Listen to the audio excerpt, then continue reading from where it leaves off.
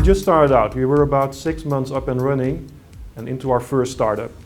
We worked day and night and we had more customers than we could handle. We sent out invoices each month. And after about 6 months, we had built $1 million in revenue. We thought everything was going really well. Well, at the end of month 6, we couldn't pay our bills. No salaries, no rent, nothing. So what happened? We somehow thought that when you send out an invoice, money will appear magically in your bank account. Well, that's not true.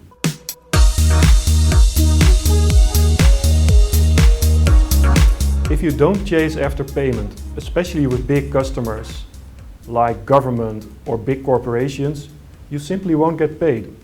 Invoices end up at the wrong desk and in the wrong inbox, on the pile too hard, they were addressed wrong, they think up anything. So what you ought to do is bring back your payment terms from 30 days to 15 days, and at day 16 you call them, you say what's happening, you send a reminder, you hire a bill collector, doesn't matter, but you start chasing after your money. For us that really worked. We brought the debtors back from 5 to 6 months in revenue to about 6 weeks in revenue.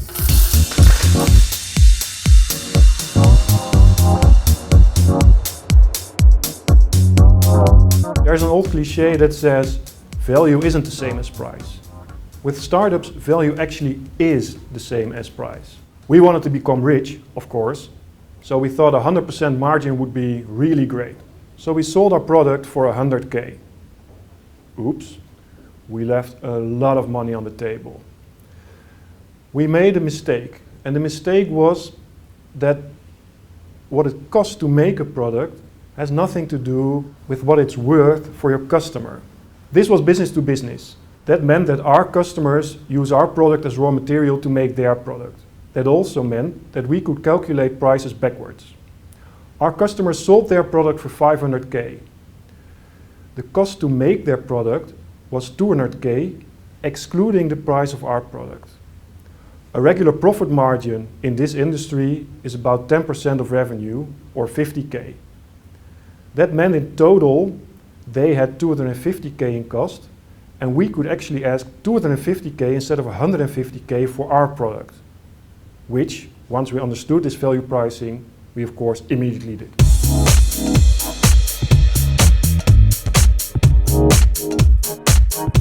Okay, time for an exercise based on this tip. Like all Climate-KIC startups, you probably made a product that's better and you sell to a business-to-business market. How can you estimate the maximum price you can ask for this product? First, identify what better means. For example, your product uses half the energy of the current product of the customer. Second, estimate your customer's current cost. Say he spends 100K per year on energy.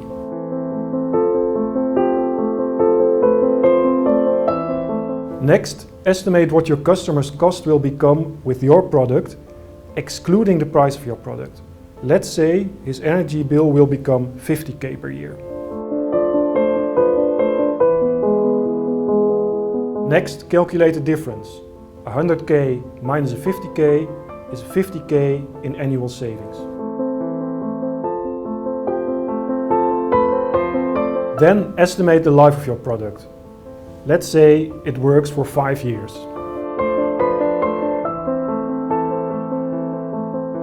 Finally, calculate the maximum price for your product. 5 times 50K is 250K.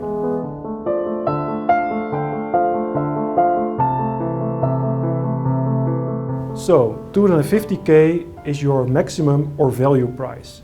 It's the price at which your customer should be indifferent between his current product and your product. Use this as the starting point for your pricing decision.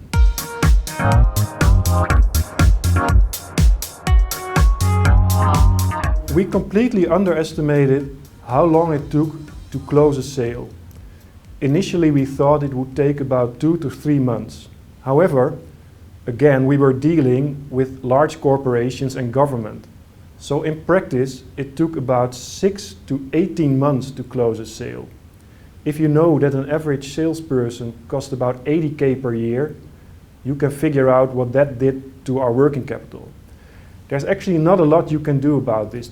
This process simply takes so long. The only thing you can do is anticipate it in your numbers and in your financing.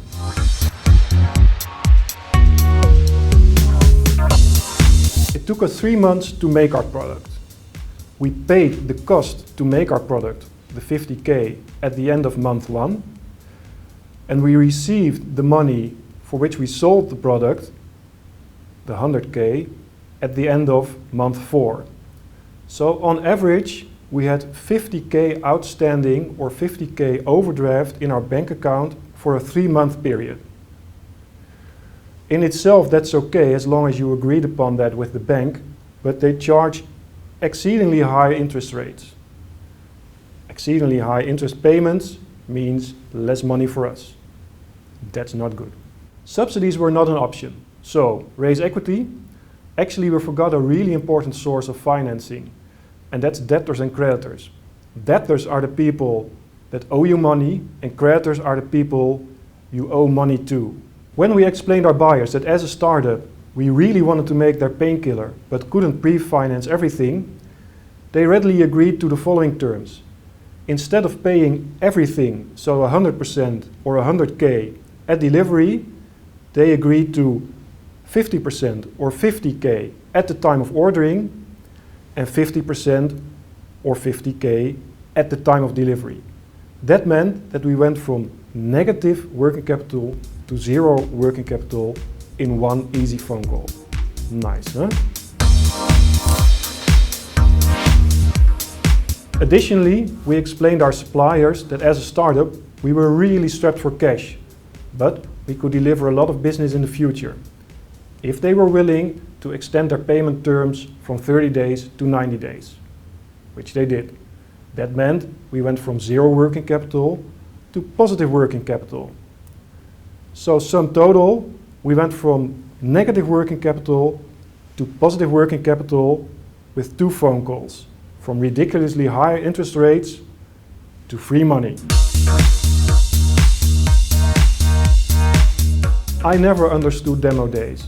So demo days are all aimed at getting an investor 3 months after you started your startup. 3 months after you start your startup is actually the worst time to raise equity because you have almost every risk imaginable still on board.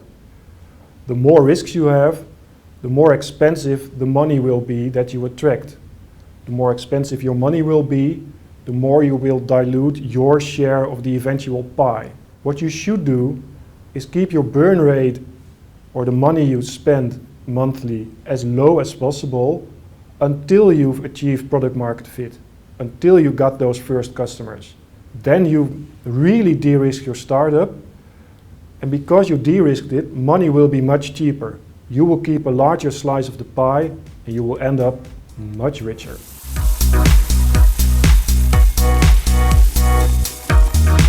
So this was my top 5 of things I wish I had known about financials when I did my first startup.